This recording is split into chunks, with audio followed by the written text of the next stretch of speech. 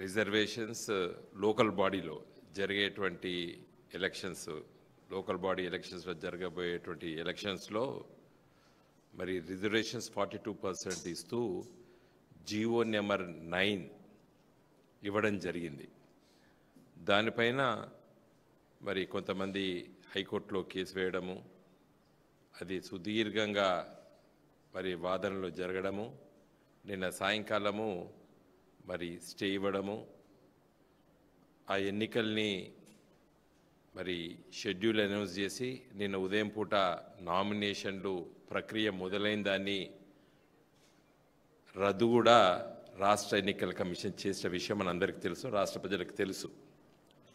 కానీ నిజంగా అయితే నా దృష్టిలో తెలంగాణ రాష్ట్ర ప్రజలు దసరా ముందే దీన్ని రిజెక్ట్ చేసేసారు. ఈ జీవోని ఎక్కడ కూడా స్పందన లేదు, ప్రజలు ఎవ్వరు నమ్మలేదు. ఈ రేవంత్ రెడ్డి గారు ఇచ్చినటువంటి ఈ జీవో ద్వారా ఎన్నికలు జరుగుతాయని చెప్పి తెలంగాణ రాష్ట్ర ప్రజలు ఎవ్వరూ నమ్మలేదు. ముఖ్యంగా బీసీ సోదరులు గ్రామాల్లో కూడా నమ్మలేదు. ఎందుకంటే రేవంత్ రెడ్డి కానీ కాంగ్రెస్ ప్రభుత్వము చిత్తశుద్ధితో బీసీలకు రిజర్వేషన్లు ఇచ్చినట్టు మరి ప్రజలు నమ్మలేదు. కాబట్టే ఎన్నికల వాతావరణమే గ్రామీణ ప్రాంతాల్లో రాలేదు. దసరా పండుగ తెలంగాణలో చాలా వైభవంగా జరుగుతుంది.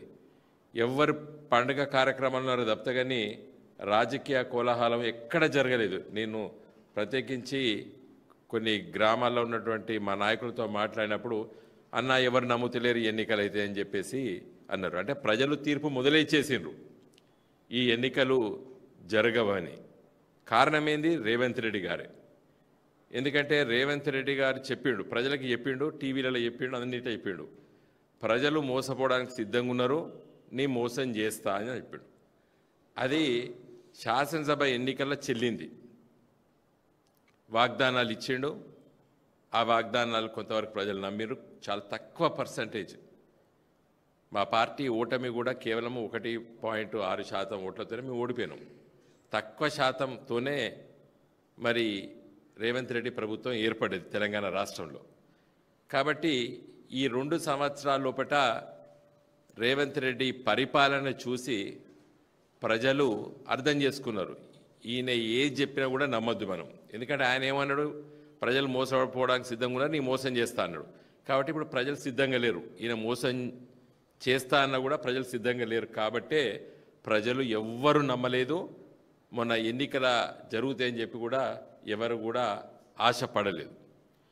కానీ మా పార్టీ తరఫున, మా లీగల్ టీం తరఫున మేము చాలా స్పష్టం చేయదలుచుకున్నాం యావత్తు తెలంగాణ ప్రజలకి.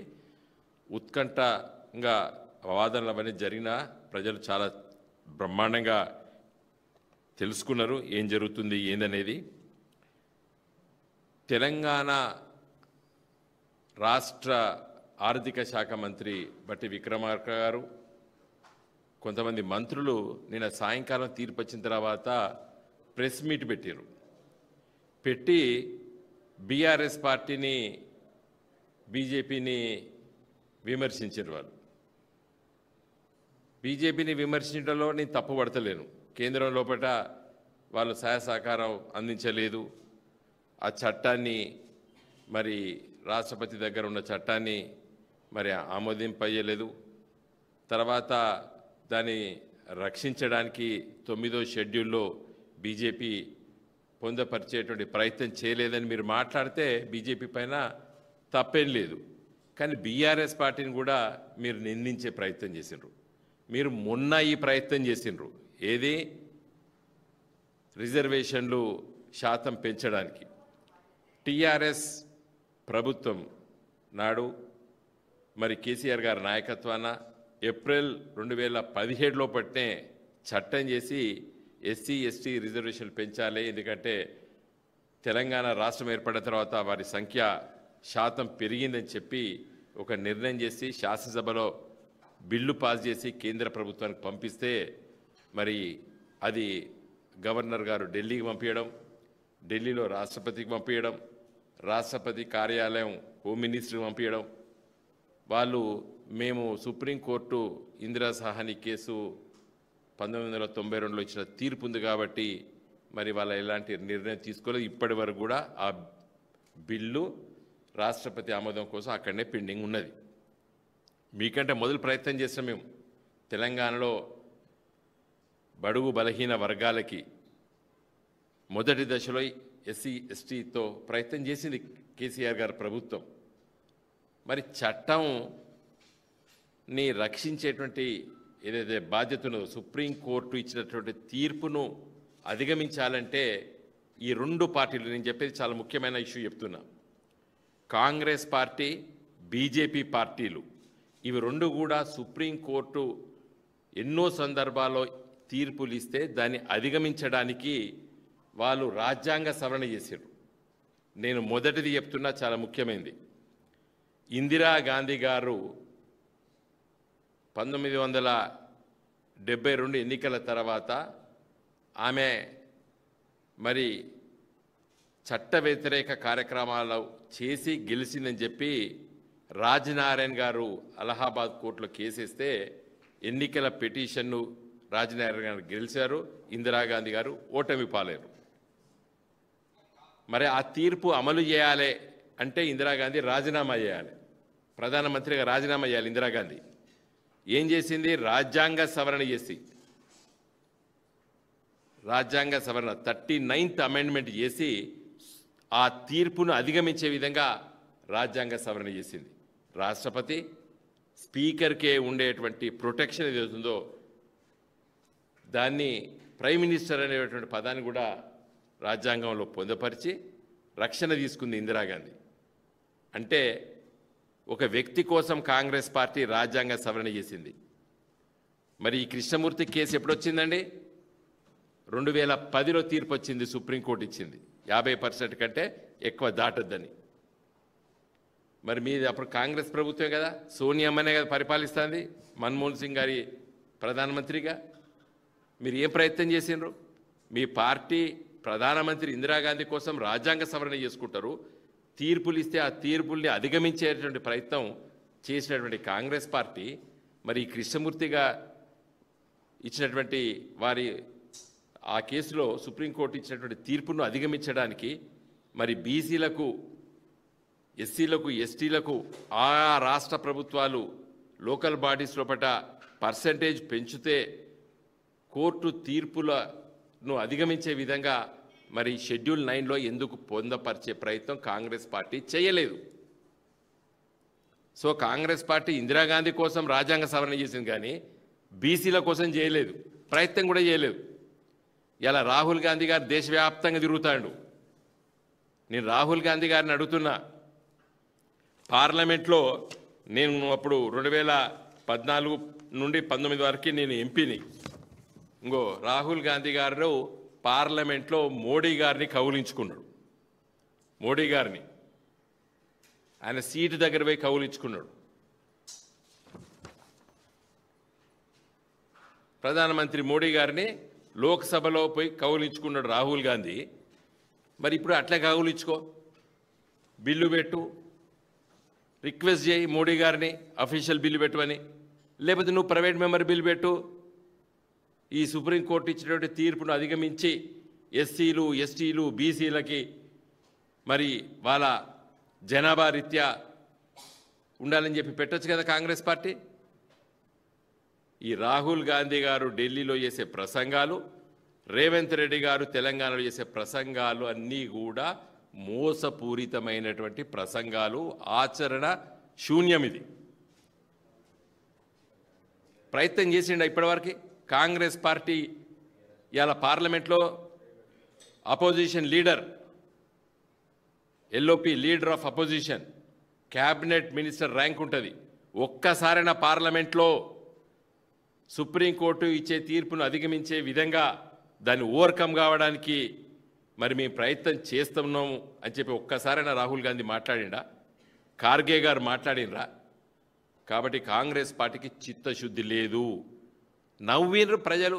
జీవో ద్వారా సుప్రీంకోర్టు తీర్పును అధిగమించచ్చా? ఏమనుకున్నారు? పిచ్చోళ్ళు అనుకున్నారా ప్రజల్ని? మిస్టర్ రేవంత్ రెడ్డి ఎట్లా వస్తుంది అది?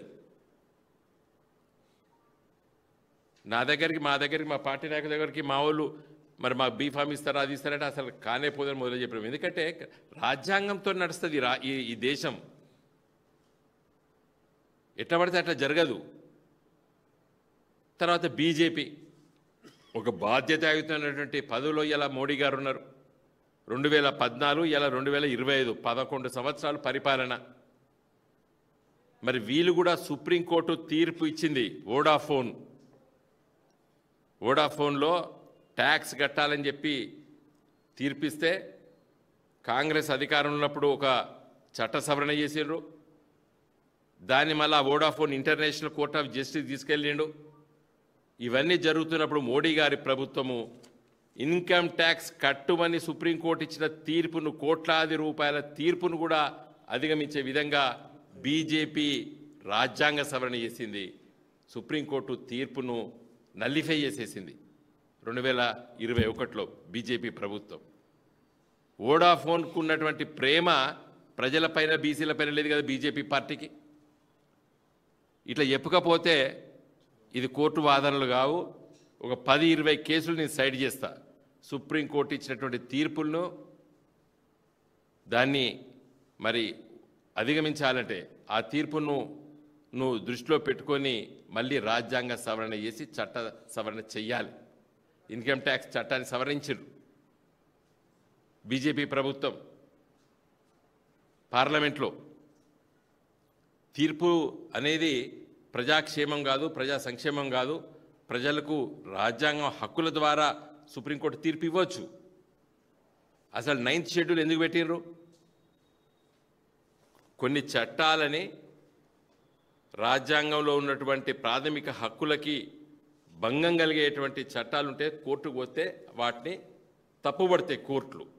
కాబట్టి కొన్ని చట్టాలని మరి వాటిని 9th షెడ్యూల్లో పొందపరిస్తే, రాజ్యాంగంలో 9th షెడ్యూల్లో పొందపరిస్తే మరి కోర్టులు ఇంటర్ఫియర్ కావడానికి వీలు లేదు. కాబట్టి మరి నెహ్రూ గారు స్వాతంత్రం వచ్చిన మొదటి రాజ్యాంగ సవరణే 9th షెడ్యూల్ పెట్టడం.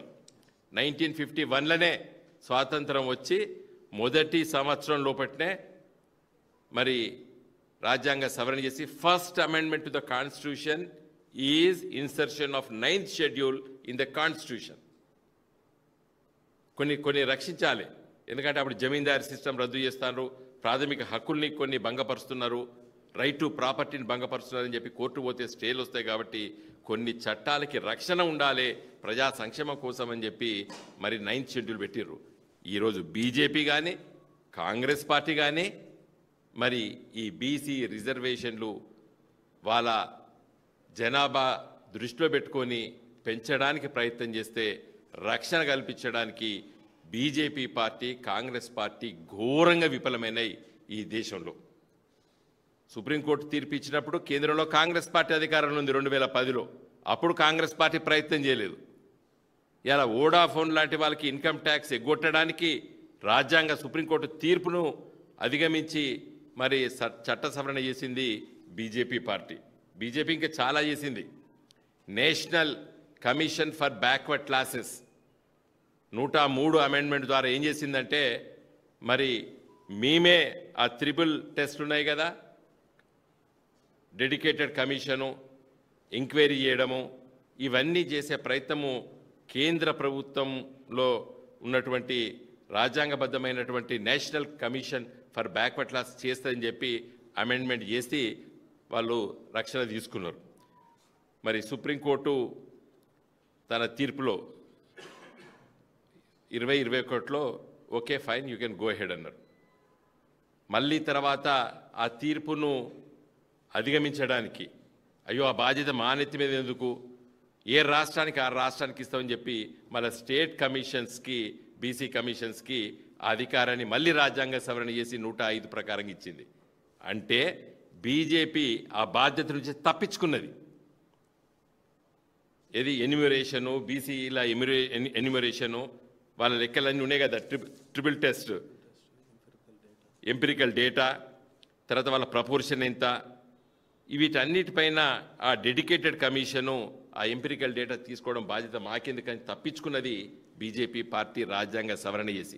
సుప్రీంకోర్టు తీర్పు ఉన్నప్పటికీ సుప్రీంకోర్టు ఏం చెప్పింది? National commission for backward classes చేయాలని చెప్పి సుప్రీంకోర్టు చెప్తే రాజ్యాంగ సవరణ చేసి దాన్ని అధిగమించి మళ్ళీ రాష్ట్రాలకు ఇచ్చింది. నేను తప్పుపడతలేను రాష్ట్రాలకు ఇవ్వడాన్ని, కానీ మీకు అవసరం ఉన్నప్పుడు సుప్రీంకోర్టు తీర్పుల్ని నల్లిఫై చేస్తున్నారు. మీకు ఇది అవసరం లేదనిపిస్తుంది.